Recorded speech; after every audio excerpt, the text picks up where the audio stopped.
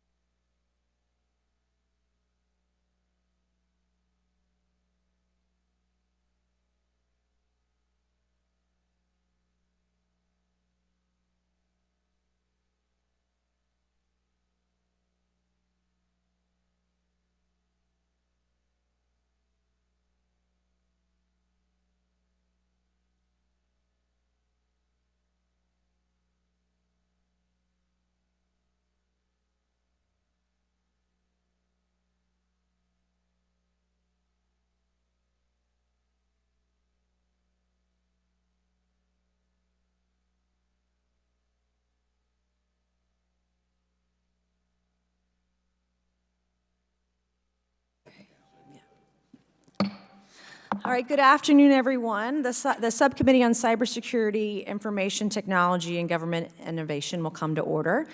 Welcome and good afternoon to everyone who's here on both sides of the aisle. Without objection, the chair may declare a recess at any time. I recognize myself for the purpose of making an opening statement, if I may.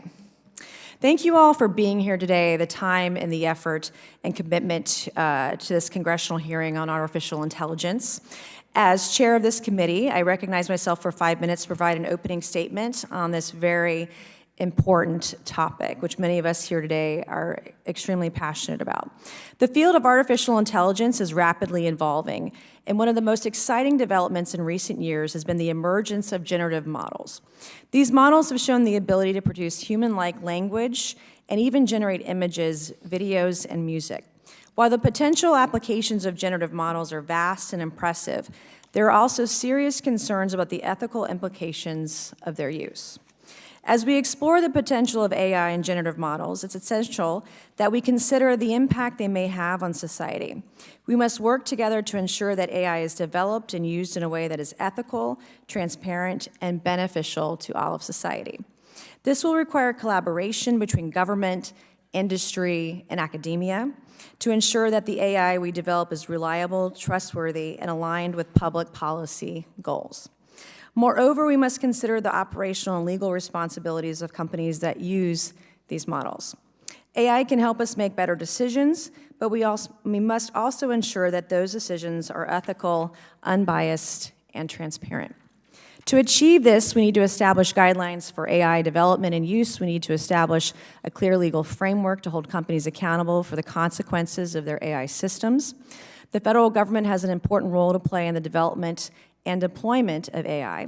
As the largest employer in the United States, the government can use AI to improve operations and provide better services to the public. AI can help reduce costs, improve efficiency, and enhance the accuracy of decision-making, for example. AI can be used to analyze vast amounts of data to identify patterns and make predictions, which can help government agencies make more informed decisions. As we move forward, we must also ensure that AI is used for the benefit of society as a whole. While AI has the potential to improve efficiency, increase productivity, and enhance the quality of life, it can also be used to automate jobs, invade privacy, and perpetuate inequality. We must also work together to ensure that AI is used in a way that benefits everyone, not just a privileged few. In conclusion, the emergence of generative models represents a significant step forward in the development of artificial intelligence. However, with the progress comes responsibility. We must ensure that AI is developed and used in a way that's ethical, transparent, and beneficial to society. And the federal government has an important role in this effort. I look forward to working with my colleagues on both sides of the aisle on this committee to ensure that the U.S. remains a leader in the development of AI technologies. Thank you for your time and attention. Now, before I yield back, I'd like to note that everything I just said in my opening statement was, you guessed it, written by ChatGPT and AI. The advances that have been made just in the last few weeks and months have been radical, they've been amazing, and show the technology is rapidly evolving. Every single word up until this sentence was generated entirely by ChatGPT.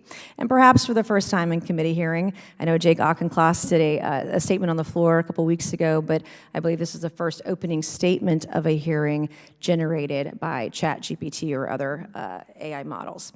I now yield to the distinguished ranking member, Mr. Connolly, for your opening statement.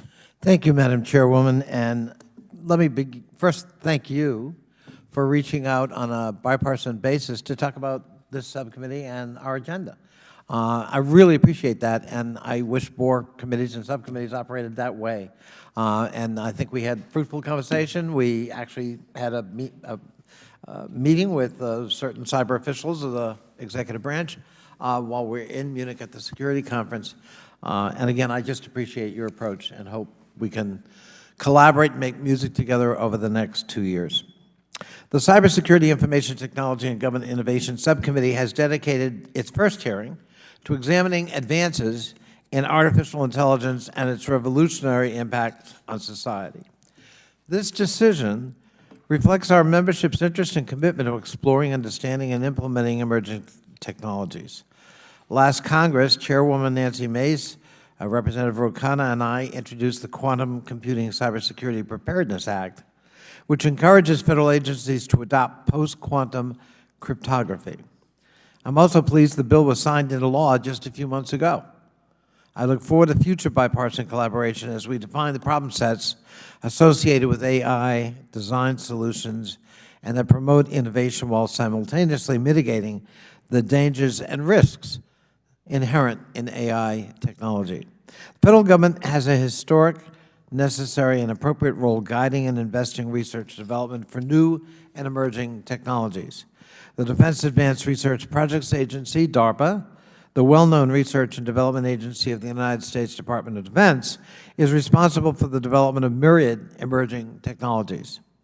One of the most famous successes includes the ARPANET, which eventually evolved into the Internet, which we know today. Other innovations include microelectronics, global positioning systems, inferred night imaging, unmanned vehicles, and what eventually became cloud technology. AI will require similar federal investment and engagement. As stated in the January 2023 final report from the National Artificial Intelligence Research Task Force, the recent CHIPS and Science Act reinforces the importance of democratizing access to a national AI research cyber infrastructure.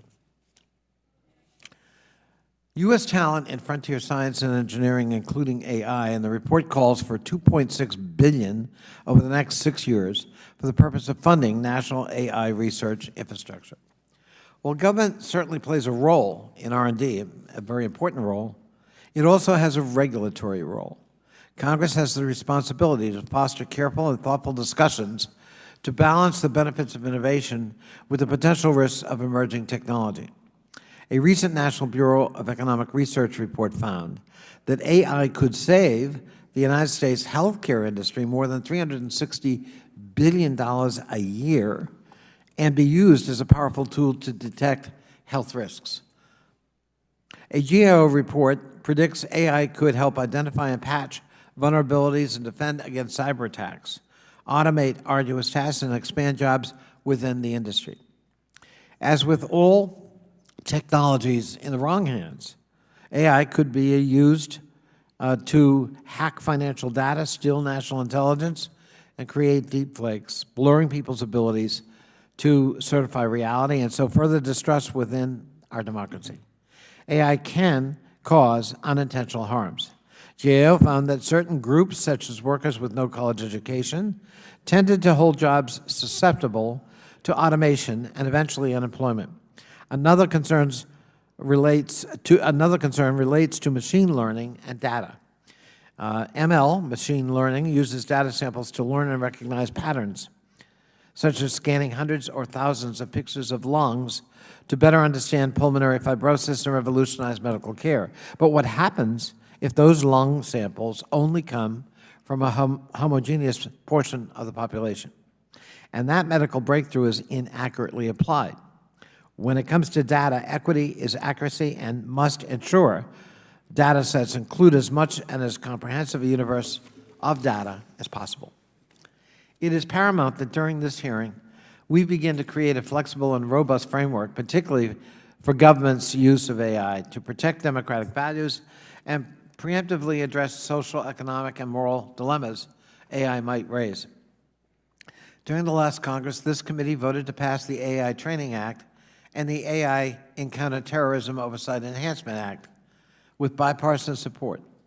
The committee is not entirely new to the AI space, and we look forward to continuing efforts to support transformative research. We also look forward to building on the Biden administration's efforts such as the National Artificial Intelligence Research Resource Task Force. Just over a month ago, that task force released its report providing a roadmap to stand up a national research infrastructure that would broaden access to the resources essential to AI. AI is already integrated within the world around us, and its growing use throughout society will continue to drive advancements. America must implement an aggressive, research-forward federal AI policy to spur competition with other countries that have already established nationwide strategies, and additional supporting policy strategies might also include promoting open data policies or outcome-based strategies when assessing algorithms. Finally, and more importantly, our country needs the workforce to properly develop, test, understand, and deploy AI. This workforce of the future will include technologists who will help govern AI responsibly. I look forward to hearing from our witnesses today and look forward to collaborating with you, Madam Chairwoman, on any subsequent legislation we might want to develop. I yield back. Thank you, Congressman Connolly, and I too agree. I hope and I believe we will make music together, continue to do that. Cybersecurity has been one of the few places in Congress where we've been able to be bipartisan and not crazy, and so I appreciate the ability to work with folks on both sides of the aisle. I'm pleased to introduce our 4 witnesses today for this subcommittee's inaugural hearing of the 118th Congress. Our first witness is Dr. Eric Schmidt, chair of the Special Competitive Studies Project. Dr. Schmidt is a former Google executive where he held multiple senior-level positions working alongside founders Sergey Brin and Larry Page. Google literally changed the world, and it's a huge honor to have one of the godfathers of modern-day technology here with us today talking about the advent of AI and what comes next, because I believe this will be one of the greatest technological revolutions of our lifetime in and around the world. Dr. Schmidt is an accomplished technologist, entrepreneur, and philanthropist. Dr. Schmidt founded SCSP in 2021. This is a bipartisan nonprofit initiative that works on issues relating to AI and other emerging technologies. Dr. Schmidt also co-authored a book in 2021 with Dr. Henry Kissinger and MIT Dean Dr. Daniel Huttenlocher titled The Age of AI and Our Human Future. The book attempts to explain artificial intelligence while raising thought-provoking questions about the role of AI in topics such as security and world order. And there is a Wall Street Journal article that was an expert from the book that folks should pick up and read. ChatGPT heralds an intellectual revolution. I'm going to encourage folks in this space to read it. Our second witness is Dr. Alexander Madre, director of the MIT Center for Deployable Machine Learning. Dr. Madre is also a member of the MIT Computer Science and Artificial Intelligence Laboratory, Cadence Design Systems Professor of Computing, and co-lead of the MIT AI Policy Forum. Dr. Madre's research interests span algorithms, continuous optimization, the science of deep learning, and developing reliable, trustworthy, and secure machine learning systems. We look forward to hearing from you about the policy challenges and moral and ethical questions surrounding AI.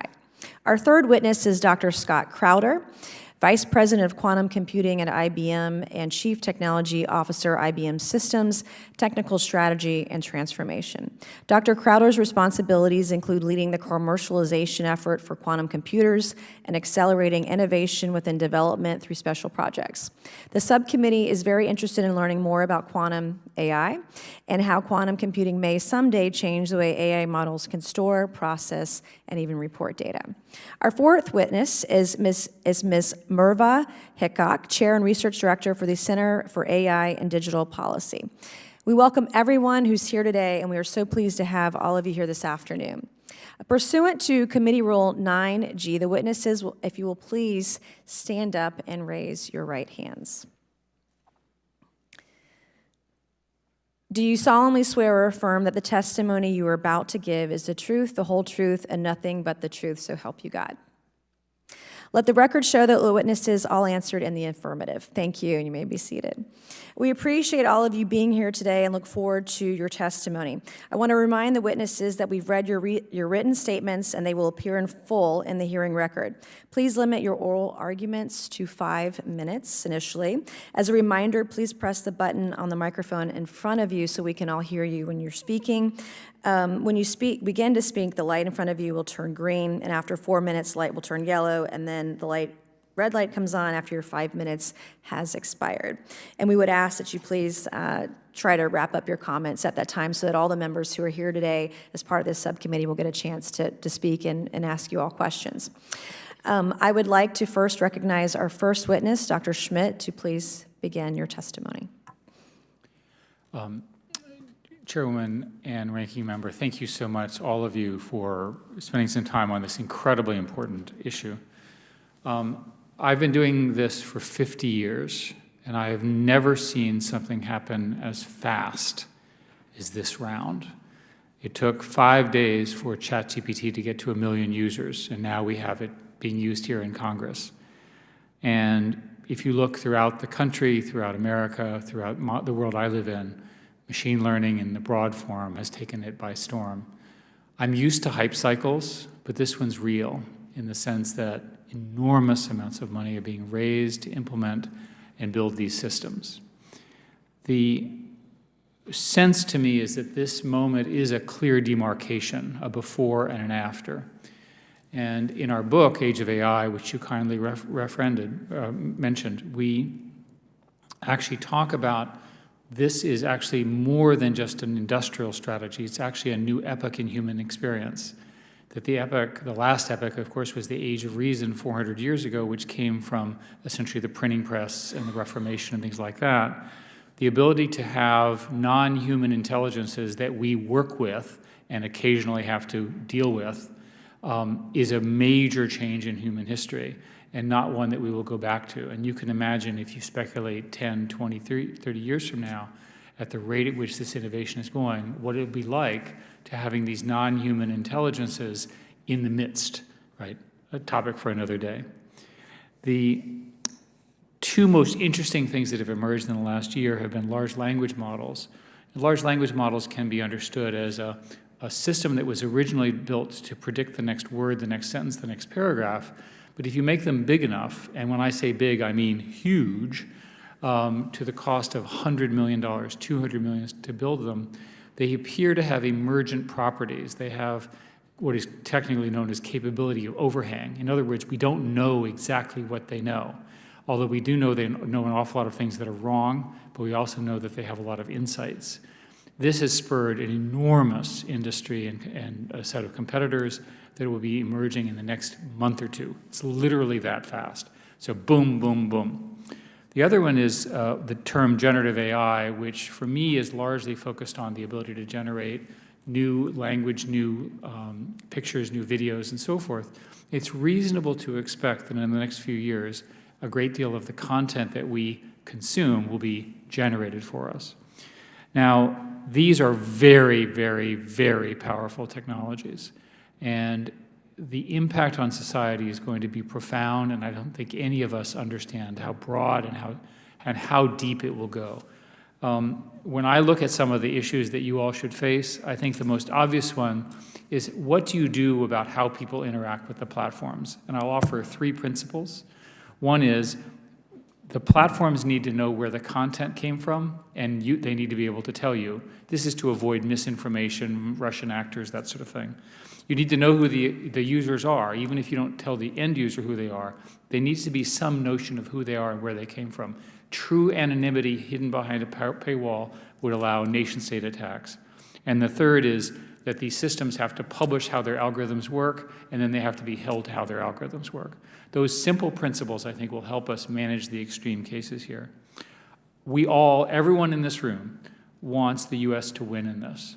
And again, Ranking Member, Connolly, you mentioned this issue around the national resource. My colleague to the left can speak about what it's like to be in a university where you don't have access to these models. We need that, and we need the computing capability as it transforms not just language, but also every aspect of science and health and biology and material science. We want democratic partners, that is, other countries. This is something where the West can do this together, and we can beat China, who's my primary focus. And obviously, we need more AI and software talent in the government. And we wrote a long report for you all called the NSCI that goes into that in great detail. What I want you to do is imagine the alternative. China announced a couple of years ago that they are going to be the dominant force in AI in 2030. Can you imagine that technology that imbues how we think, how we teach, how we entertain, and how we interact with each other, imbued with Chinese values? Not American values, not the values and rules that we have in our democracy. It's chilling. The military consequences are also profound, as are the biological, which we can talk about if you're interested. But the most important thing to understand is that we need to win because we want America to win. And this is our best great opportunity to create trillions of dollars of wealth for American firms and American partners. Thank you. Thank you, Dr. Schmidt. I would now like to recognize our second witness, Dr. Madre, for his opening statement. Chairwoman Mays, Ranking Member Connolly, members of the committee, thank you for inviting me to testify. Today, I want to make 3 points. First, AI is no longer a matter of science fiction, nor is confined to research labs. The genie is out of the bottle. AI is being deployed, broadly adopted as we speak. The key factor that's made recent AI tools so popular is their accessibility. Tools like ChatGPT can be directed using simple language commands. We can ask it to draft us a memo or a speech or summarize a movie in much the same way we would ask any human. No AI expertise required. As this barrier to adopting AI gets lower and lower, AI will spread across our economy and our society. It will assist us in mental and creative tasks such as writing, visual design, and coding. It will bolster and expand our capabilities. It can even help us integrate our accumulated knowledge, for example, in healthcare, in science, and in engineering. But along with these opportunities, AI also brings risks. Okay? Its lack of reliability, its propensity for promoting bias and enhancing social inequities, its undermining of accountability, its facilitation of deepfakes and manipulated media, its ability to fuel personalized online phishing and harassment at scale.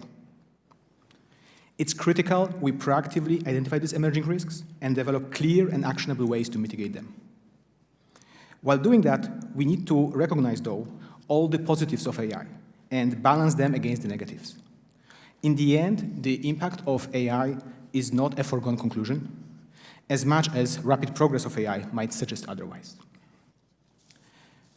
This brings me to my second point. As we engage with AI more directly, we expose ourselves to interactions that go against our intuition. Because AI exploits our cognitive biases, we are often too likely to accept its results as gospel.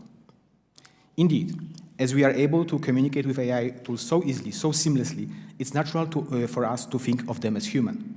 But this is a mistake. These tools aren't human. They are simple computation executed at impressive scale.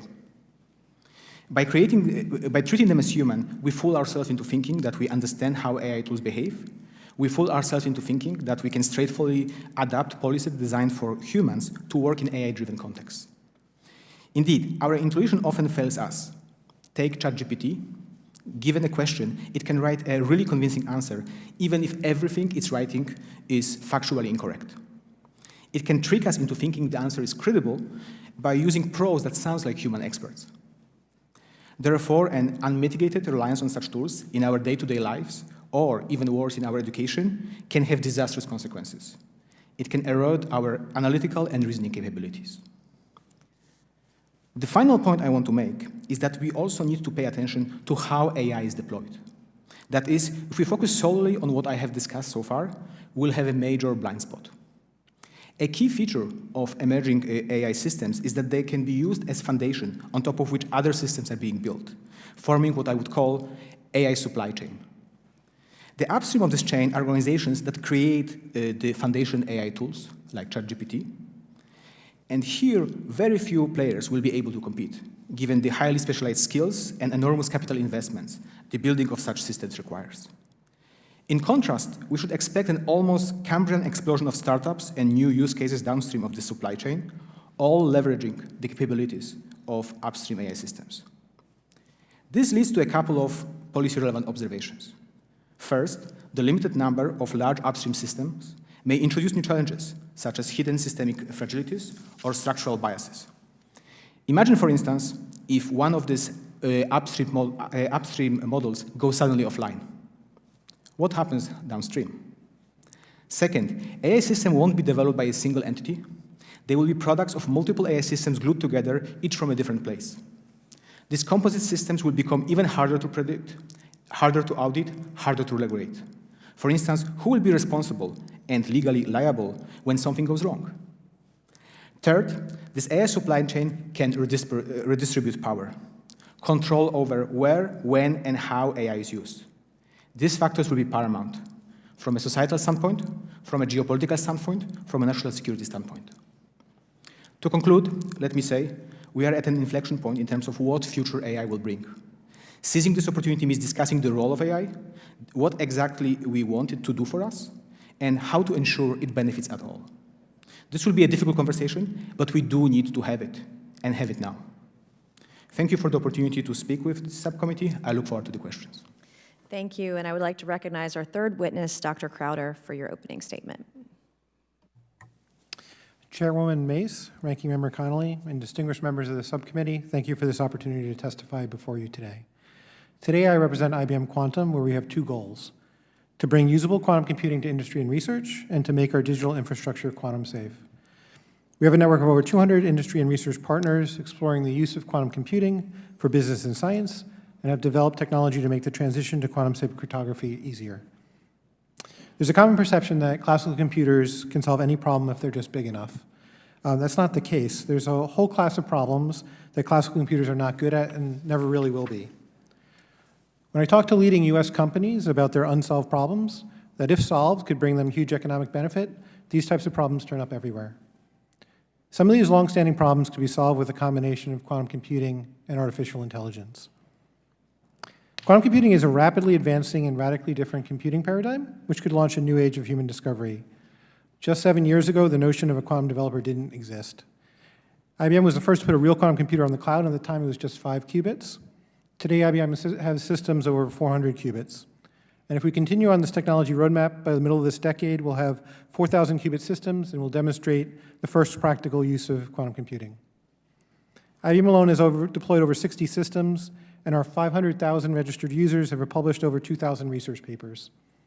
One key thread in this research is the application of quantum computation within artificial intelligence. Many of our partners have published research results using quantum machine learning techniques. Examples include financial institutions exploring quantum algorithms for improved fraud detection, Boeing exploring optimization of composite materials for better airplane wings, and CERN exploring applications in high-energy physics. One primary reason quantum computing has benefit for artificial intelligence is because it uses a different method to find patterns in data. For example, in fraud detection, a quantum algorithm may be better at detecting true fraud and reducing false positives. A data scientist may choose to use either a quantum fraud model or a classical AI fraud model, or a combination for the best results.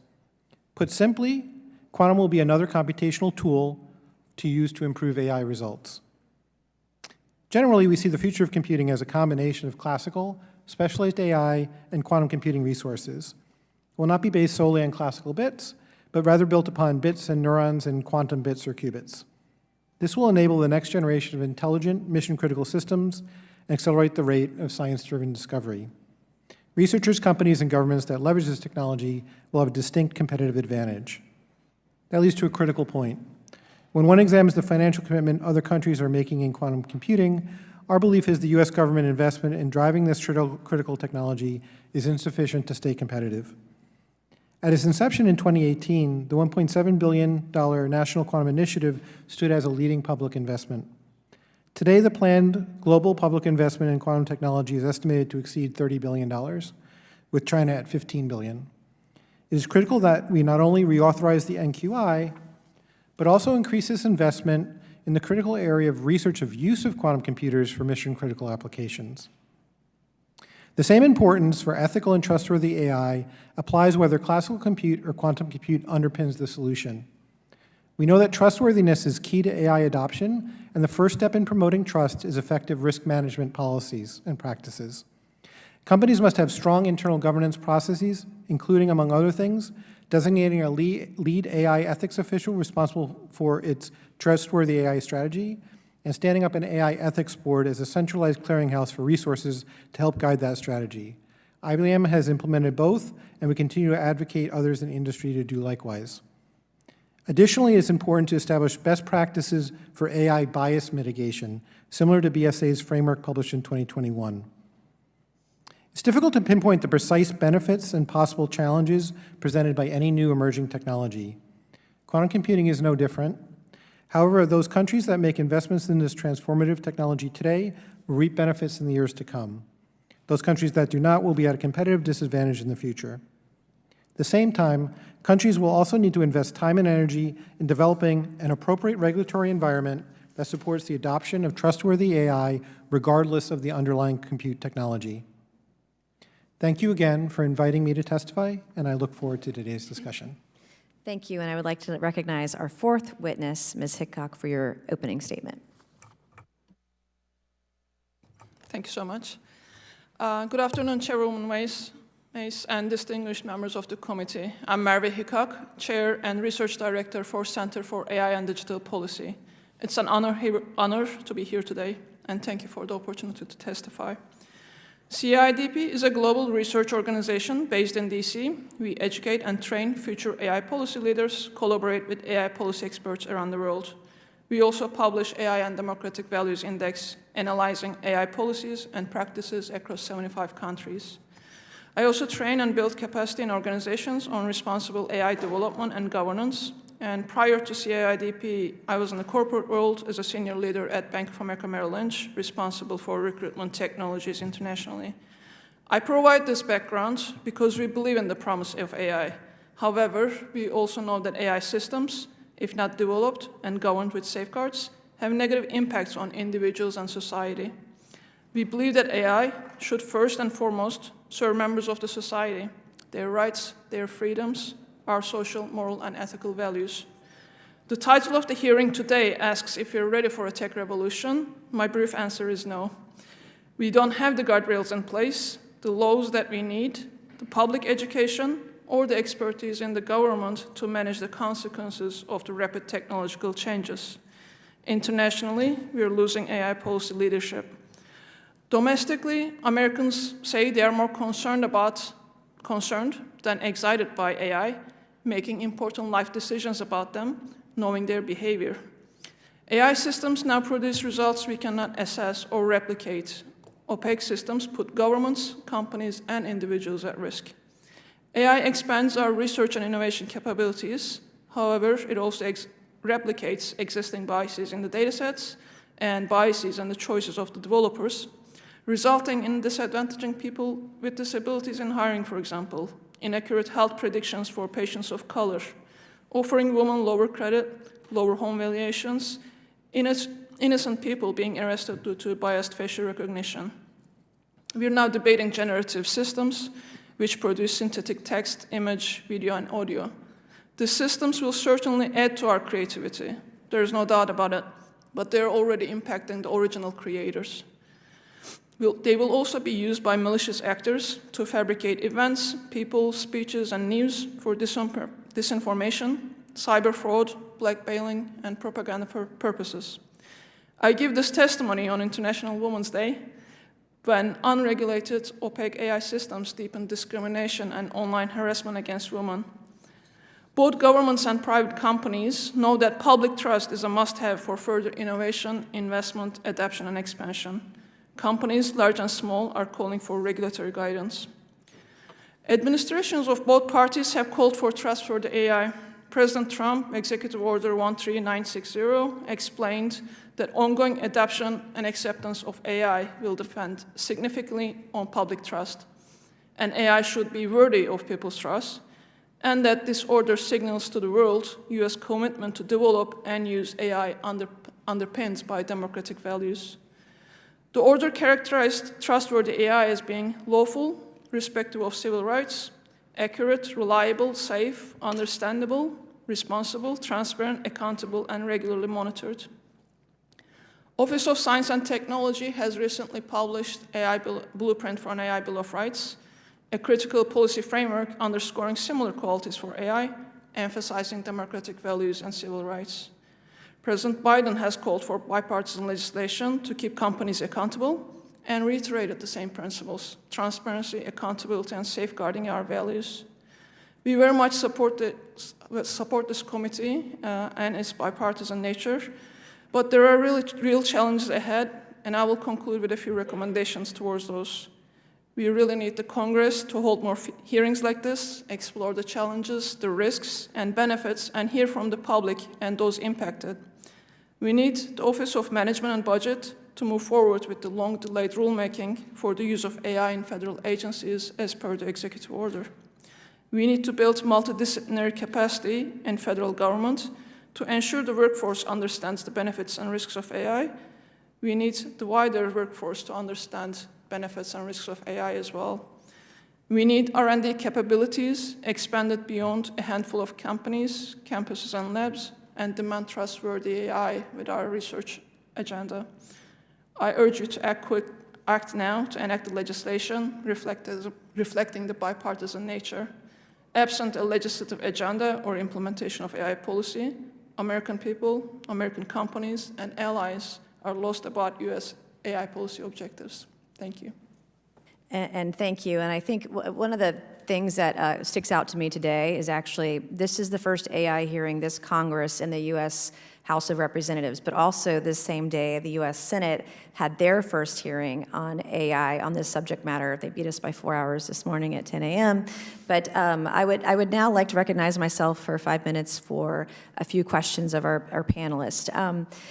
Thank you, Dr. Schmidt, for painting what I would describe as a very vivid picture of what is happening in this space, because I agree with you, it's been rapid, and in your words, epic. And I'm not sure that the world is ready for what is to come in the next few months, years, et cetera. And so it reminds me of Einstein. He said, I never think of the future, it comes soon enough, and it's here. And it's moving faster than the speed of light. So my first question for today is for Dr. Schmidt. How can we ensure that AI technology is developed in a way that is safe, transparent, and beneficial for society without stifling innovation? I'm always worried about AI conversations because everyone believes the AI that we're building is what they see in the Terminator movies. And we're precisely not working on those things. So we're clear. We're not doing it yet, and we're not likely to. Yeah. But what we are doing is working on systems that will affect the way people perceive their world. And I think the best thing for America to do is to follow American values, which include robust competition with government funding of basic research and using the innovators, including the folks to my left, to actually deliver on this. I think that one of the things that's not appreciated in the last 30 or 40 years of tech companies, speaking as a person who was associated with a number of them, is how good they are as American exports of our values. So I come back to a much simpler formulation. Let American ingenuity, American scientists, the American government, and American corporations invent this future, and we'll get something pretty close to what we want. And then you guys can work on the edges where you have misuse. The alternative is think about it if it comes from somewhere else which doesn't have our values, and I really believe that. So everything that you can do, just to finish, to support that innovation cycle, the universities, the graduate students, getting foreigners who are high-skilled in to help us, building those corporations, creating shareholder wealth, hiring lots of people, it's the American formula, and it will work here too. And then on that note, in terms of the personnel, the resources, training folks in the technology so that it can advance, having that innovation, and a lot of it's on the software side, but how does hardware figure into that? Chips, for example. So in our AI commission that you all commissioned a while ago, we spent a lot of time on this. We felt it was very important for America to retain its leadership, which of course we didn't have. We gave it to Taiwan. The best result was to basically get the Taiwanese firms, primarily TSMC, and Korean firms, primarily Samsung, to locate plants in the United States, which has occurred. The Trump and Biden administrations have done a good job of restricting some of the sales and access to these tools to the Chinese, but fundamentally this is a race, it's a competition, and we're not that far ahead. So we have to keep innovating, which is why your support for the CHIPS Act was so helpful, and so on behalf of the whole industry, I'll thank all of you for doing that. That's a good example of the government getting ahead of a real problem. Thank you. And Dr. Madre, my next question for you, do we need to be worried about too much advancement too fast in AI? Are we capable of developing AI that could pose a danger to humanity's existence all over the world? Some of the things that people talk about out of fear in this conversation because of a lack of knowledge, or is that just science fiction? Well, it really depends on what do we view as this kind of catastrophic risks. So, Terminator-style scenario, I'm not too worried about this, as Dr. Schmidt just said. What I am worried is about something more mundane, but essentially very, very corrosive, right? So we see how this works out in social media, where essentially AI also runs in social media. That's what decides what we see. And we are seeing the effect of that when this is kind of not really transparent, not really aligned with the societal goals. So that's now think about things like, like these new generative models developed essentially in a way just when we just maximize the profit, we just try to get maximum adoption. I'm worried about that. Having said that, I do think we can figure it out how to not stifle the innovation, just modulate it. So we still can progress, but just again, ensure that the companies that we talk to, they are not only driven by profit, but realize they have some responsibilities and they need to acknowledge them. And I would agree, and I think, we've talked about algorithms for years, like on social media, and you see the divisiveness of politics today, and each side getting the extreme of their side and getting fed more of that information.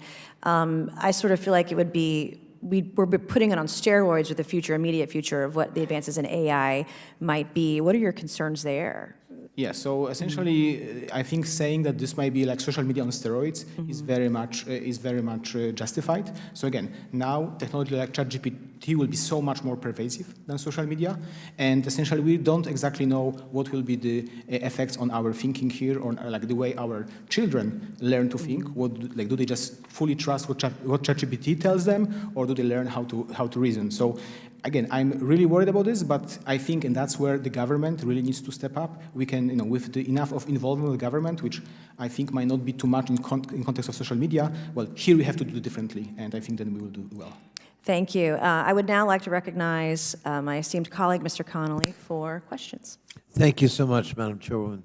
Listening to Ms. Hickok and the potential of AI is actually really positive in terms of how it can complement the quality of life of humans and make things better and promote peace and harmony.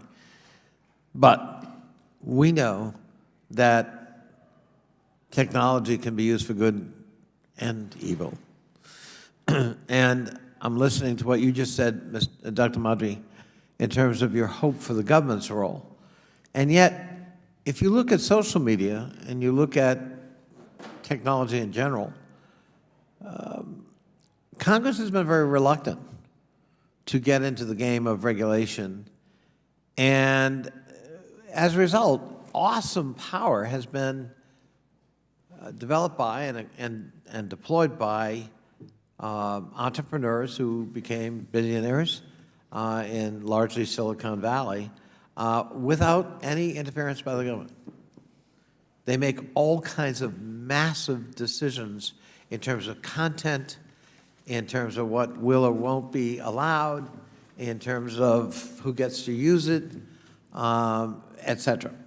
And so why should we believe that AI would be much different in terms of its future in the hands of the federal government? Well, again, the hope here is that we don't play the same playbook we played for social media. And in particular, I think the point of start here is before we go, so first of all, I want to say that I strongly believe that regulation is a very important tool to make sure that, just certain technologies are aligned with broad societal benefits and they need to be used. Having said that, before we go to premature regulation and we kind of rush regulation, first of all, even the rush regulation might not be fast enough for AI because AI is a very fast-moving target. But even we forget, I think what we need to start ask questions, and in particular, government needs to ask questions to this company saying, what are you doing? Why are you doing this? What are the objectives of the algorithms that you are developing? Why these are the objectives? How will we know that you are accomplishing these objectives? How can we have some input into what these objectives should? I think this change of tone, together with the government recognizing that you cannot abdicate AI to the big tech, as capable as they are, that they have different use cases, they have different priorities, that's what needs to change. If this doesn't change, I'm extremely worried. Yeah, I just think if we look at the past and we look at social media, I wouldn't bet the farm on any kind of rapid regulatory regime coming on the federal government. And just to clarify, that's exactly what I'm worried about. So let's start conversations which we can have now. Right. Okay. Hopefully we'll learn from the mistakes. Thank you. Dr. Schmidt, you want to see the United States get ahead in this lane of technology and to compete successfully against the Chinese. Can you talk a little bit about what is the nature of that threat? How well are they doing in this sphere, and what do we need to be concerned about? There are 4 or 5 companies, Mr. Leader, that are American or British firms that have extremely large language models. There's also at least one large one in Baidu in China. I was interested to note that the largest non-corporate such example in the world that is not owned by a corporation is also in Tsinghua University in Beijing. So there's every reason to believe that the Chinese understand everything that we're talking about now extremely well. They've published their intent so we can read about it, and I view it as a national emergency. This technology is so powerful in terms of its ability to transform science, innovation, biology, semiconductors, you name it, along with quantum, I should add, that we need to get our act together to win, and to win a competition. If we don't, let me give you some examples. AI can be used to generate good things in biology, but also lots of bad viruses. You all have created a bioterror commission, which I'm fortunate to serve on, to take a look at this and the impact of that. That's another example of national security. The issues of misinformation at a nation state could be very significant. Think about the progress of war and conflict, where decision-making can be done faster than the OODA loop or faster than human decision-making. These are all challenges, and our government is behind where it needs to be in the adoption of these technologies for national security as well. I just would end by saying I couldn't agree with you more, and I think really we need to be looking at sort of like a, the race to the moon kind of shot in quantum computing, AI, cyber, 5G, because if the Chinese dominate those areas, the future's theirs. I yield back. Thank you, Madam Chair. Thank you, Mr. Connolly. I would now like to recognize a fellow South Carolinian, Congressman Timmons. Thank you, Madam Chair. That's great to say. Madam Chairwoman, congratulations on being the chair. Thank you. First, thank you so much for your attendance here today. Y'all are all experts in your field, and we really appreciate you taking the time to come and share your thoughts on this important topic.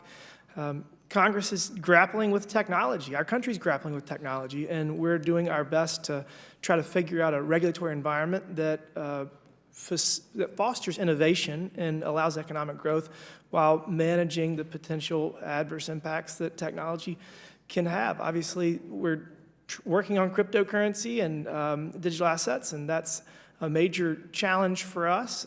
Congress is not the youngest, most tech-savvy part of our society, and we're doing our best. But I do want to talk about AI's potential impact on our workforce, particularly how tech can be leveraged to further individual efficiency rather than possibly displace workers. So, Mr.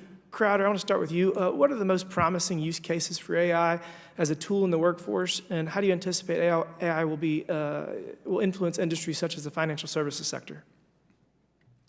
Yeah, I think it's going to be pretty broad. And one of the exciting things we didn't really talk about is that leveraging some of the underlying technologies like base or foundational models can be applied to things not just writing a haiku or coming up with a speech, but also looking at language-like things in other fields like tabular data in finance, et cetera, et cetera. So in addition to the kinds of things I talked about fraud detection, I think we've all experienced maybe traveling abroad and having your credit card be declined, and that's bad for banks because they want that credit card money.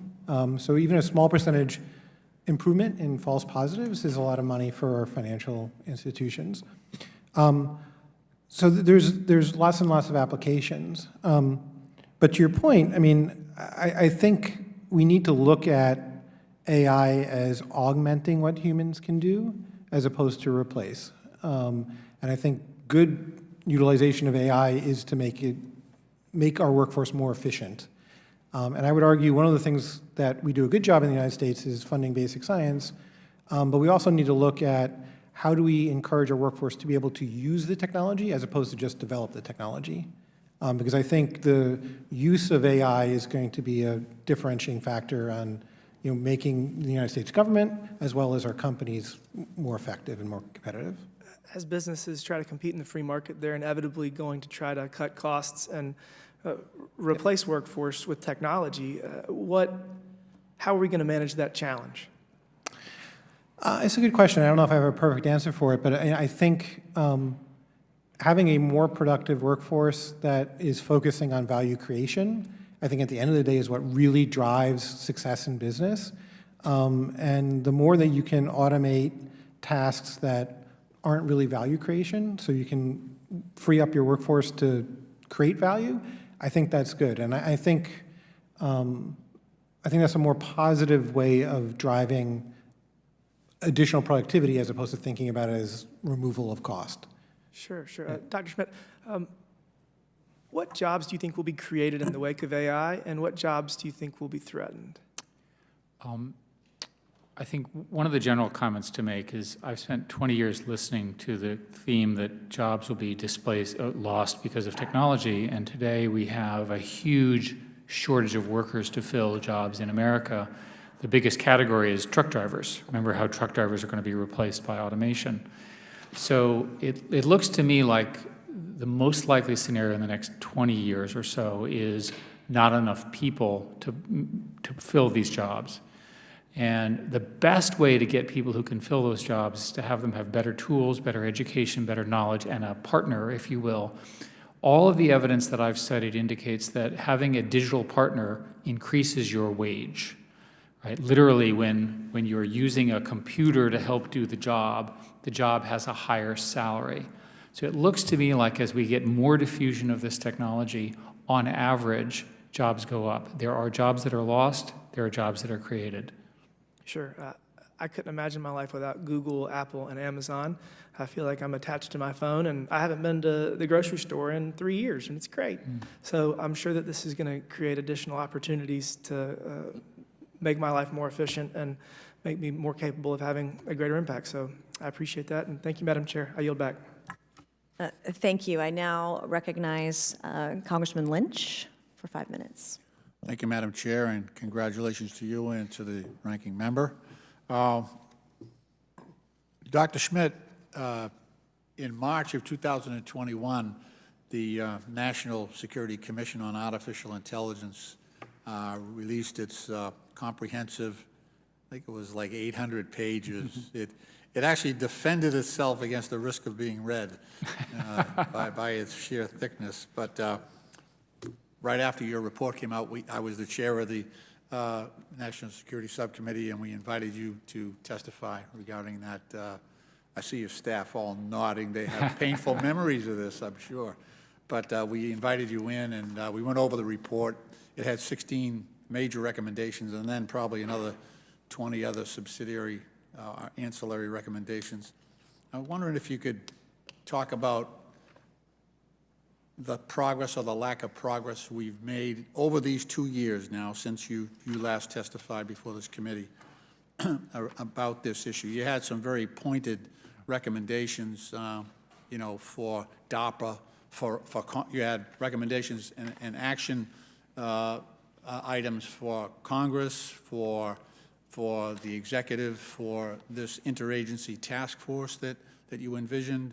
Can you talk a little bit about where you think, how much progress do you think we've made, and would you give us, what kind of grade would you give all of us? Well, first place, you guys give us the grade, and we're happy to serve.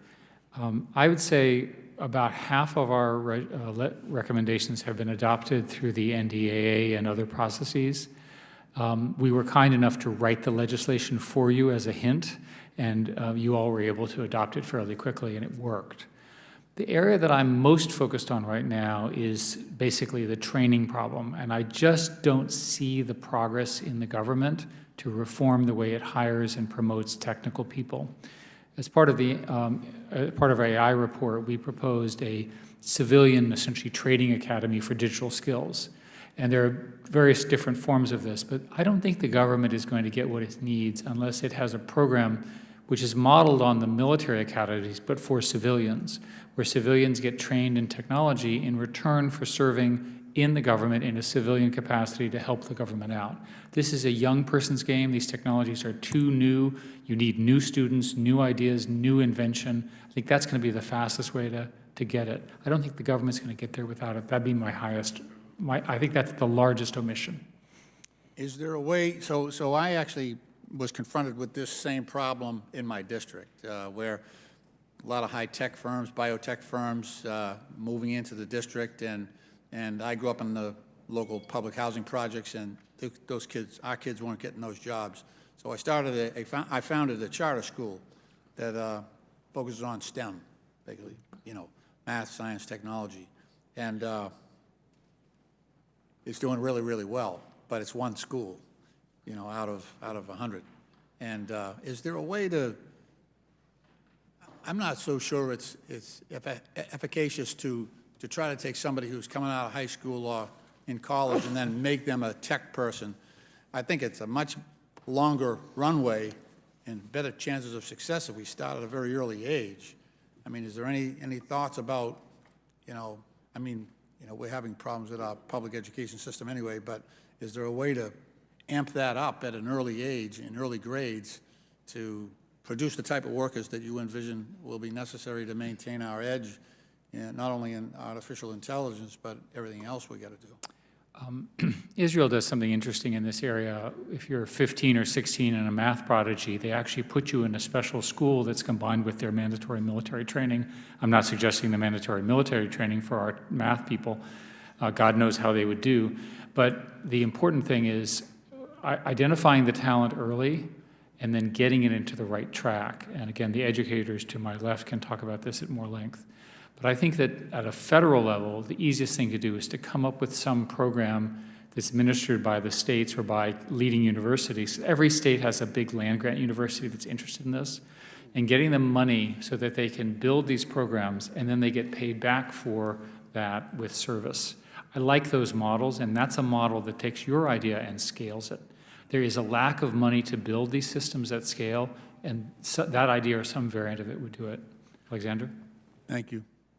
Yes, Mr. Madden. If I can just add, is that AI is a technology that you learn best by applying it to use cases. And government, so I actually was discussing exactly this problem with DoD, because they have exactly suffered from this. And instead of thinking of this as a weakness, this could be a strength. Once you try to apply AI internally to your problems, that's where people will learn. And this way, actually, people come, let's say, to DoD or to government programs for 3-5 years, and they come back to the civilian sector. And really, like, also, well, we are lacking this talent also in our civilian economy, too. So I think that's the way to go, and the government could play a big role here. Thank you. Madam Chair, I know I have another witness eager to answer the question, but I think I've run out of time. Okay. Ms. Hickok? I just wanted to follow up with the last remark as well in terms of education. I echo the Task Force, National AI Research Task Force report and recommendations on democratizing the research and development capabilities within the federal government, for the government as well. Sometimes our brightest minds are forced to go to a handful of companies and labs and campuses to do their research in areas that they're interested. But if we have this capacity within the government's infrastructure as well, that would also be another way to attract this workforce. And I will expand also the education piece from the schools to consumers and expand the education need from technology jobs to all the jobs. We need lawyers who understand these concepts. We need sociologists, anthropologists, ethicists, policymakers. We need understanding and capacity building in these topics across the whole domain and industry. Thank you. Madam Chair, I yield back, and I thank you for the courtesy, and I thank the gentleman as well. Thank you. Thank you. I would now like to yield to Congressman Burchett from Tennessee. I'd tell my friend across the aisle, you'll get nowhere calling me a gentleman. I just want you to know that. And I didn't miss my thought process when I came in here, and we have a lady who's chairman, and it's International Day of the Woman, and I think that's pretty cool that you chair. If my mama were alive, she'd think it's very cool too, because she was a pretty cool lady. Thank y'all for being here. I'm probably the least qualified person to be up here asking y'all questions. But as the 435th most powerful member of Congress, I feel very empowered today, and I'm kind of digging the subject matter. And I'll try to go through these quick. Mr. Schmidt, I dig Google, brother. I don't know what it is. I hit that button. You know, my mom and daddy always say, look it up. Now I tell my daughter, Google it, honey. And, you know, so I think it's pretty cool. But the development of AI, how will that impact our international relations, specifically with China? I fear what they will do if they get control of it. As you stated there, I think you mentioned the date that they said they were going to control it, and I would say they'd probably be doing that 5 years ahead of time. Go ahead, brother. Thank you, Congressman. I worry about the following scenario. In the future, there's a war. It's an attack by North Korea on the U.S. China stops the war between North Korea and the U.S., and the entire war took 1 millisecond. And the reason I worry about that is I can't figure out how we're going to build offensive and defensive systems that are reliable enough to put them in charge of a war that occurs faster than human decision-making. That, to me, is the ultimate threat of this technology, that the things occur faster than humans can judge them. I don't have a good solution for that. My second observation is that China is very smart, and they have identified these areas as these underlying technologies to provide leadership that dominates industries. A good example is synthetic biology, which is an area which was invented in the United States, likely to be, again, trillions of dollars of wealth. China has now maximized its investment in this area. Not only is it good for their national security, but it's good for their businesses. So when you've got a nation state that's smart, technocratic, focused on its own defense and innovation, and proposing its own companies in the form of civil-military fusion, we've got a serious competitor. That's why we have to act. Are you aware, or maybe not, I'm not, of the Chinese infiltrating any of our AI companies? I am not. You must assume that Chinese have operatives pretty much everywhere based on their history. Okay. Is there any way that we could proactively protect against AI-generated cyber attacks? Well, you defend against them. Right. The technology, we looked a lot at this. The question is, could you create the equivalent of a Manhattan Project that was secret, and you'd keep it all in one place, in one location, New Mexico or what have you? The knowledge is moving too quickly. There's too many people globally. We're going to have to win by staying ahead, which means building powerful defensive systems. Okay, thank you. Dr. Madre, what are some of the personal risks to personal privacy that are associated with the use of AI? Sorry, could you clarify what kind of risk? Well, I guess I should ask my research person. As I stated, it's a No, I little just out of my didn't hear. league. I just didn't hear. I just said, what are some of the potential risks? I see. So again, there is many, and they really depend which sector you look at, because there are different, there are different levels of credibility. So one of them, and like the one big risk, and that's something I research myself, so I'm intimately familiar with it. Just this technology is not fully reliable. It works most of the time, but not always. It's not fully what? It's not fully reliable. So essentially, it works most of the time, but not always. And then what is worse, you might not realize when it is not working. Okay, so that's for instance, in ChatGPT, they hallucinate things sometimes, and you might not realize they hallucinate things because it looks very convincing. The other aspect of this is essentially as these systems ingest our data, they can really essentially know us better than we do. And again, that was true also of Google, also of the social media. But I think with this next generation of models, this will become even more so. And then the third level of risks are exactly the one that Dr. Schmidt talked about. I'm actually really worried about that.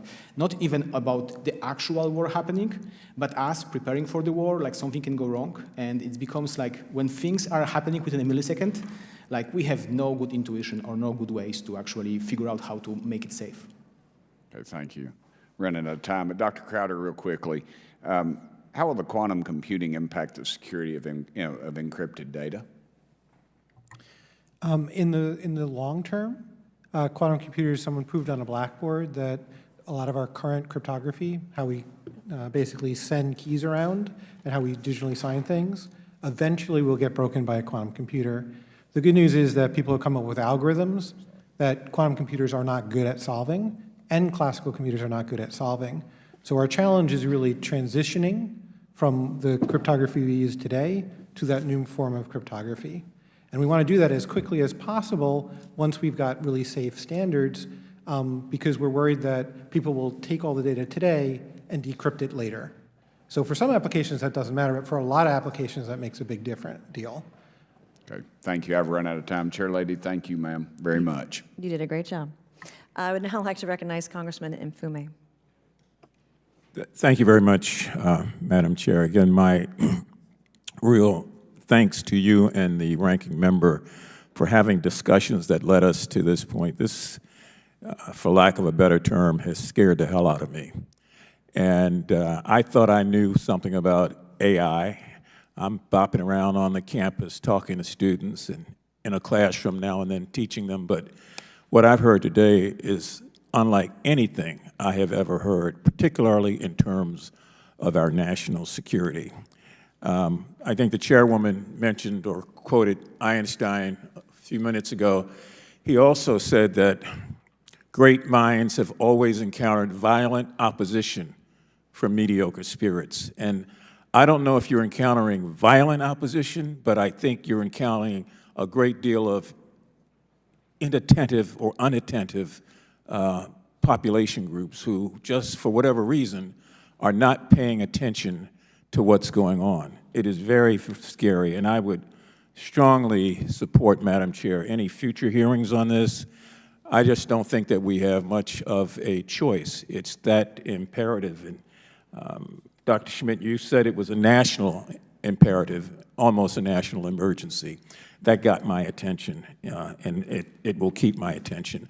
I don't know that we can do enough to ring the bell on this so that our institutions, whether it's government or business or academia, all start paying the kind of attention that we really, really need.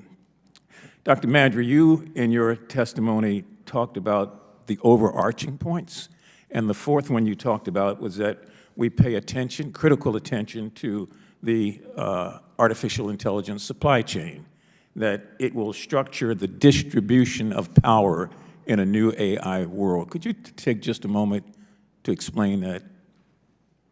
Of course.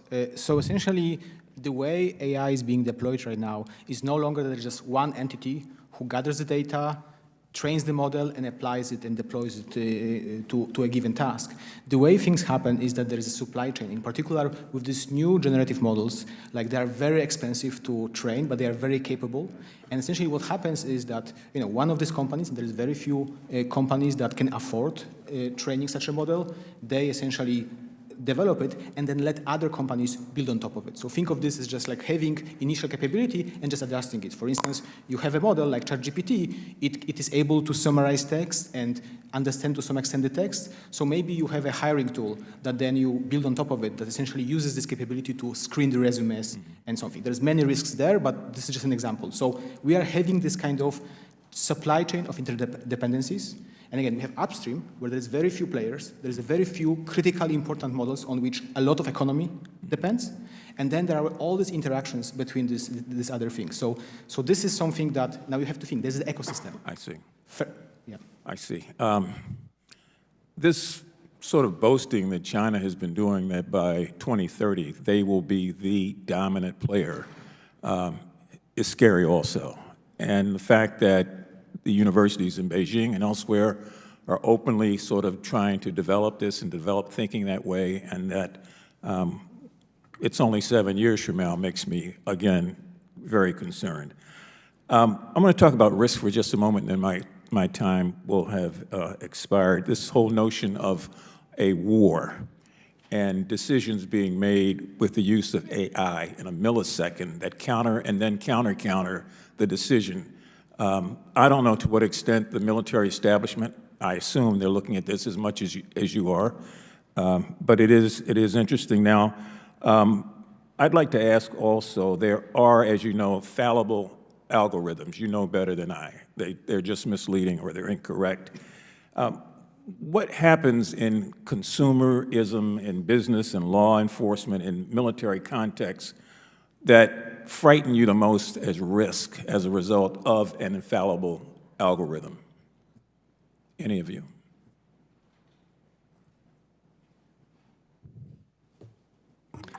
Quickly, the biggest issue, as I mentioned, is the compression of time. Mm-hmm.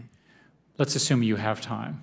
Then the question is, who gets to decide between the system and the human? And I'm very concerned about a misalignment of interests, where the human has one set of incentives, the computer has been trained against a different set of outcomes, and the whole society wants an even different goal. And if I spend lots of time with the military, who I'm really, really proud of and fond of, and they all want systems that help them automate their decisions. In practice, their use of technology will be largely to replace boring and uninteresting jobs like watching TVs and things like that. These are things like Project Maven and its successors and so forth. So I think at the moment, the government at the military level is going to use these more for sensing and analysis and not decision-making. Just to make it very clear, I think we would all agree it's not ready to make a final life-critical decision. It may never be, but it's certainly not now. Yeah, thank you. My time has expired. Thank you, Madam Chair. I appreciate it.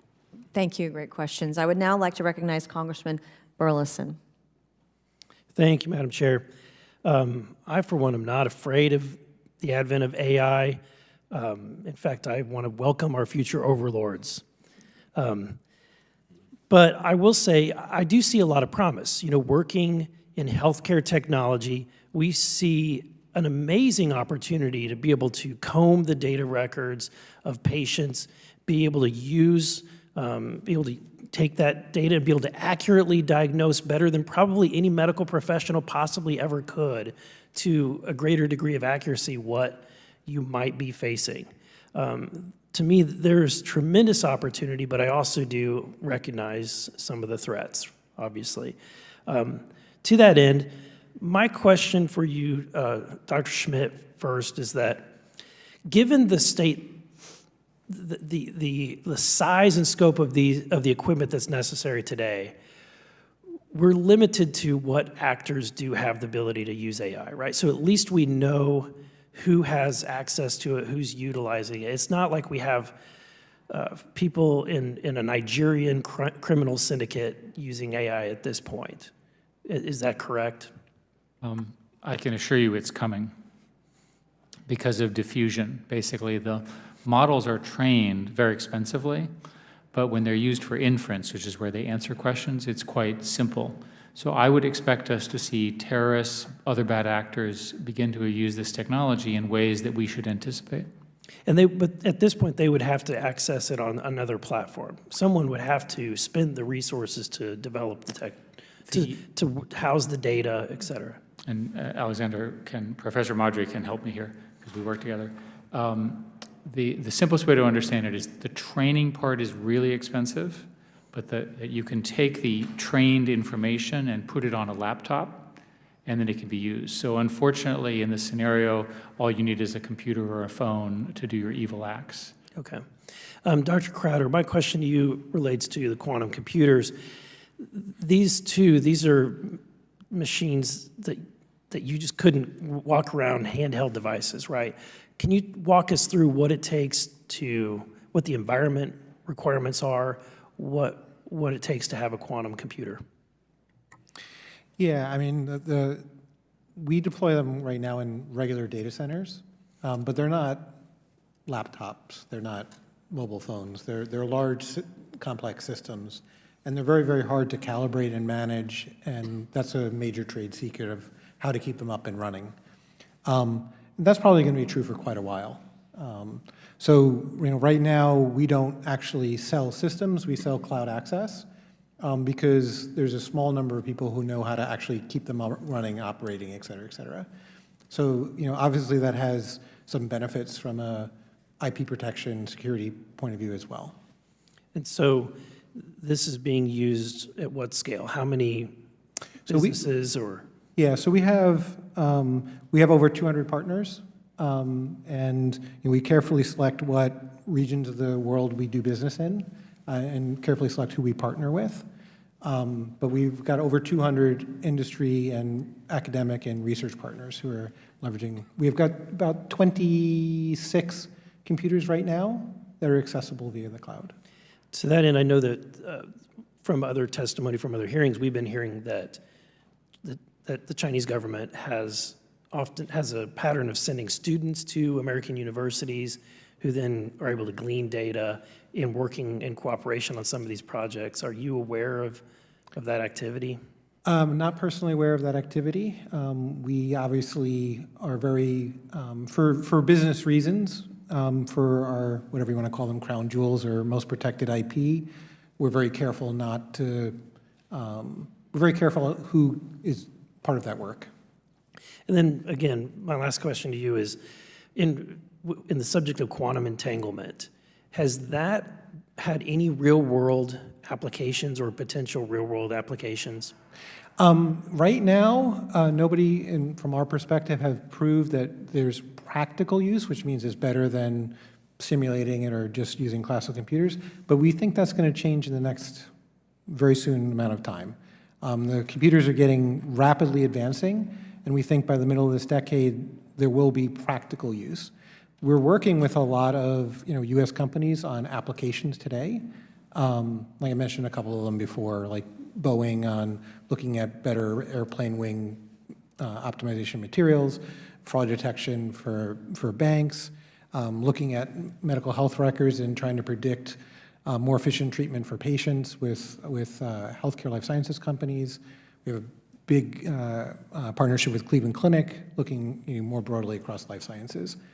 But it's not practical today to be better than what we have classical, but we think that's going to come in the next couple of years. Thank you. Thank you. I would now like to recognize Congressman Gomez for 5 minutes. Thank you, Madam Chair. Before we begin, I was thinking about this. How do we rank AI in the history of development in humankind, right? It is something that I believe could be extremely startling. It's one issue that I have random people bring up to me on the streets. Some people compare it to the invention of the television or computer or the internet, and I think it's beyond that, because this is something that makes it hard to discern something that you're looking at, a photo, a video, or even words on a piece of paper, if it was actually written or developed by a human. And that is something that I think most people are trying to wrap their minds around.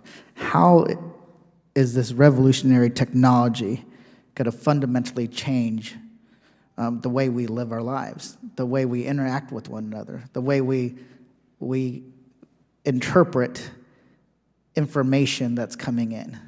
Because when you can't discern what is actually created by a person and what is developed by a computer program, then people start questioning all sorts of things. And that's one of the challenges. Maybe that's a philosophical challenge, maybe it's a real life government regulatory challenge, but it's something that really, I think, is at the heart of it, when people start to question what is real and what is not. But I recognize AI has a lot of great potential, everything from predicting new variants of COVID to detecting certain types of cancers that doctors miss. The potential is staggering. But people want guardrails on this new technology. If not, it can and will be misused. When I first got elected, somebody ran a test of members of Congress, and there was I think it was about 28 of us that got matched with people that had committed crimes. And this was under the best circumstances. They were using our photos from our websites that were taken with the best lighting and the best quality. So AI has the potential also to have inherent bias built into it, and it often disproportionately impacts people of color, women, and that is a concern. So how do we address those limitations on AI? How do we safeguard against the violation of people's civil liberties? And this is something that even when Mark Meadows was on this committee, him and I and others agreed that this was a problem. We just couldn't figure out a solution. Ms. Hickok, how can Congress best help address AI's racial bias? What can we do as a body and the federal government do to protect individual civil liberties and, at times, their right to privacy as well? Thank you for the question, and I'm really thankful that you mentioned the civil liberties, because with AI systems, as I mentioned earlier, we are talking about every single industry and domain that is going to be even further impacted by this. And when we talk about civil liberties and access to resources and opportunities, that spans from anything from housing to employment to education to insurance, loan, to policing and criminal justice decisions and judiciary decisions. My concern is, as AI also, if we don't have the guardrails now, and these systems are embedded in those public sector services as well as private services, that they're also going to be eventually connected. So one erroneous decision from one system is going to be the input to another system, and we're going to completely lock people out of resources and opportunities, and that is going to widen the gap between haves and have-nots, and it is also going to widen the gap within the society that we're all trying to narrow. How can we narrow that? How can we keep these systems accountable? It's really about the people and the organizations and how we use them that we should be focusing on. Putting the civil liberties, putting the freedoms and rights at the center of it, and making sure that these systems, the systems that we use, especially that impact the resources and the rights, are built accountably, transparently, replicable. We heard from my co-panelists and witnesses that a lot of the times these systems are opaque. We don't know how they work, and we also cannot replicate the decisions. So you might be denied a credit, you might be denied insurance or a job. It might not be, if you're trying to keep the organization accountable, we will not be able to trace back and keep them liable as well. So we need to make sure from the very start, from the design data and design stages, that we put these guardrails in place and we keep organizations and the users accountable. Thank you. And my time has expired, but the question is it too late to put those guardrails on? It's not at all. In fact, at CIIDP, our students, especially our law students, asked that question last week. Is it too late? Is it inevitable? Has the ship sailed? No, it's not. The humans, organizations, lawmakers, the humans, the users behind it hold the power. Thank you so much. I yield back. Thank you, Congressman. I would now like to recognize Congresswoman Green. Thank you. I think this is a very important hearing to have as AI is progressing and working in a lot of different sectors, and I really appreciate each of you being here.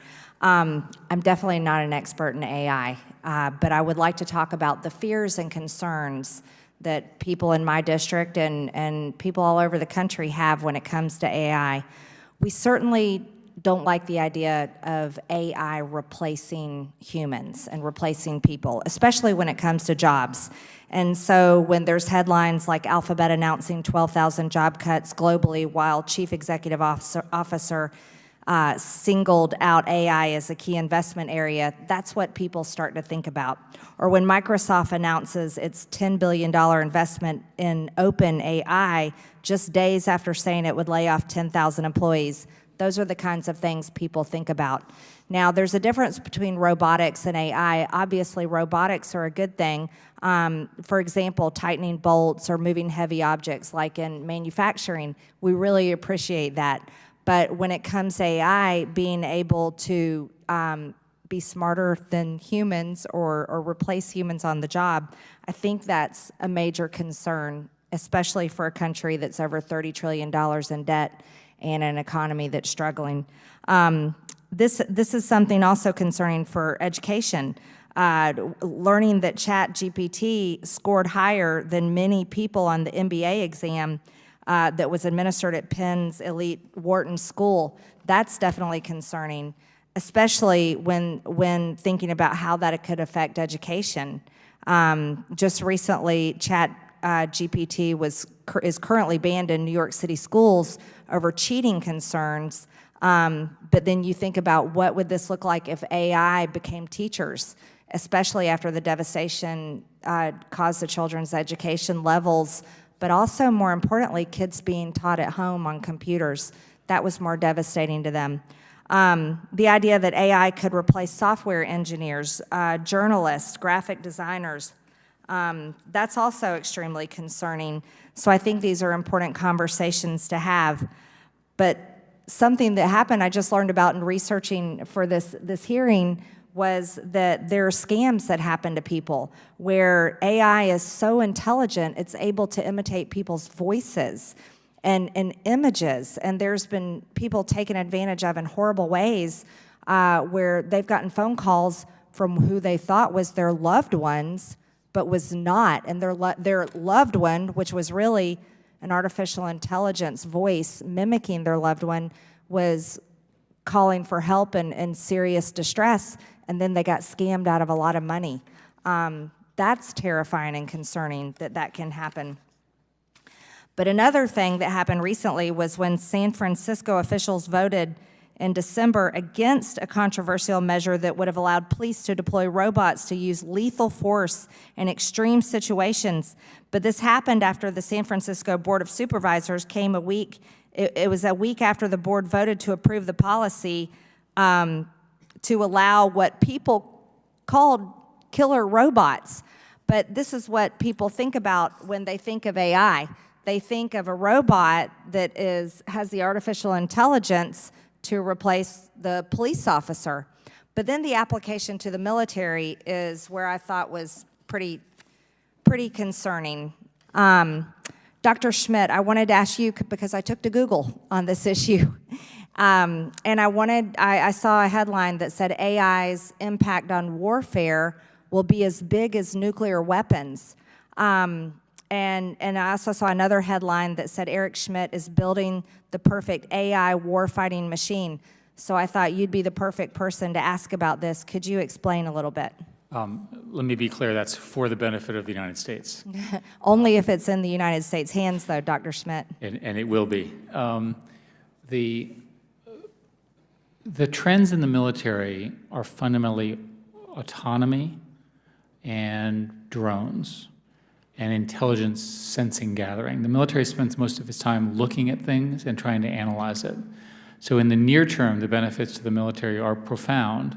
It allows the service people who we've trained exquisitely, who are watching dumb screens, to use their higher factory skills and have the computer say, hey, look, this tank moved, or hey, this thing happened over, can you analyze it? I think a better framing for your constituents' fears is to say that AI will make the people much more successful in what they do, and that will drive higher incomes, higher jobs. And I think that that's the best, at least in the next 20 years, narrative about AI. It's true in the military, it's true in civilians as well. One more question, my time's expired, but how do we, with China and their ability to constantly spy on us and steal our technology and information, how could we prevent China from stealing this type of artificial intelligence with our military? Well, and thank you. Of course. The bad news is that these research ideas are in the public domain and international, so we can't prevent China from getting it. The Trump and Biden administrations have done a good job of restricting access to hardware, which is helpful, so good job, all of you. With respect to software, the biggest answer is more software people trained in the West, trained under our values, building systems that you as our representative have some level of regulatory control over. When they do it in China, you can't pass a law to change that, but you can in the United States. Thank you. All right, I would like to now toss it over to Congressman Khanna for 5 minutes.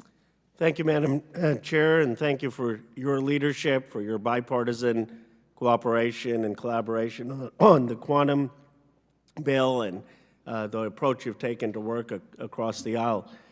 Dr. Schmidt, I respect your leadership in Silicon Valley. There's a paradox in my mind that I would love your insight. On the one hand, DARPA and the Department of Defense gave us the internet, as you know, with Vint Cerf, gave us GPS, gave us the drone, gave us the mouse, probably the most innovation in the history of the 20th century, defense technology. And yet, now it seems there's this problem of the adoption of innovative technology. Why is the model that gave us all of this revolutionary technology not working? Thank you, Congressman. And you've really helped in a lot of these areas. If you go back to Vannevar Bush, the National Science Foundation, and DARPA, those are the engines that got us all here. We're all here fundamentally because of early decisions made by the federal government to invest in researchers who then we built on top of. So I'm incredibly grateful to them.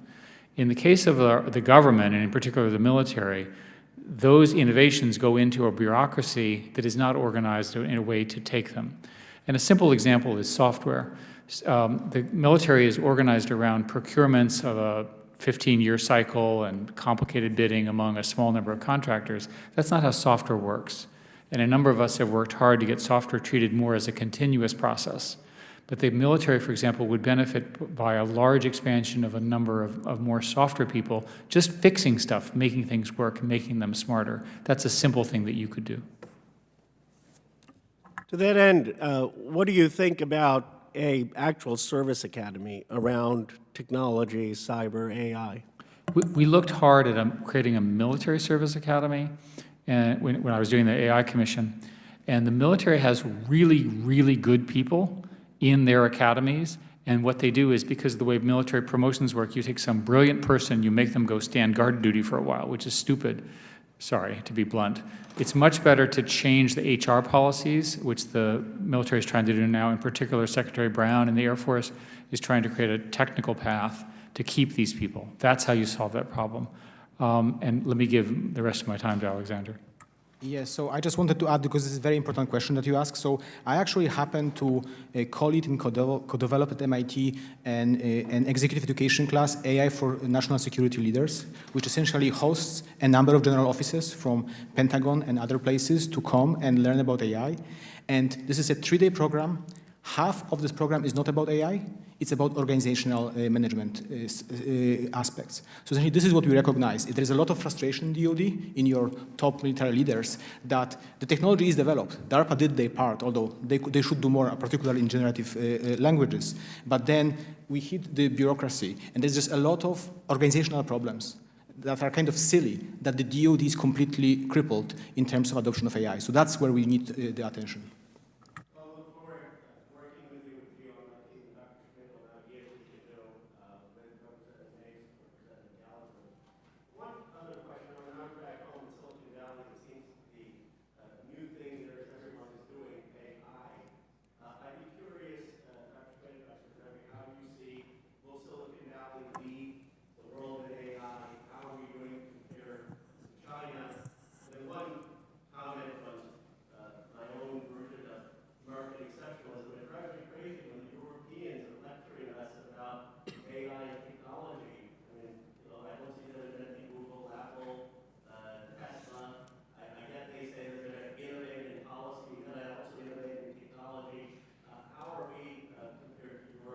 As well. My cynical answer about Europe is that Europe is going to lead in regulation and therefore not lead in anything else. Their efforts do not appear to be successful, as you've pointed out. The reason we're so excited about AI is that anything that makes humans smarter and makes algorithms smarter and makes discoveries quicker is a horizontal technology that is transformative. The opportunities to make basic advancements outside of language models, right, are profound in terms of science, materials, plastics, every kind of logistics, every kind of analytical problem, as has been summarized by the panel. So I think that AI is here to stay. It's the next big wave. I don't know when it will end, but we're still very early. Remember, we still don't understand exactly how these algorithms work. We also don't understand how big the models have to be. At some point, we'll know, but we're not anywhere close to being able to answer those questions. If I can just add very quickly, because you asked the question about Silicon Valley. Silicon Valley is doing great. They will do a great job. They are clearly harnessing this progress. But we as a country should not abdicate the progress on strategically important technology just to Silicon Valley. Again, they will do great, but we should be doing more, and the US government should be doing more. Speaking as a professor at MIT. Yes, but I like Silicon Valley.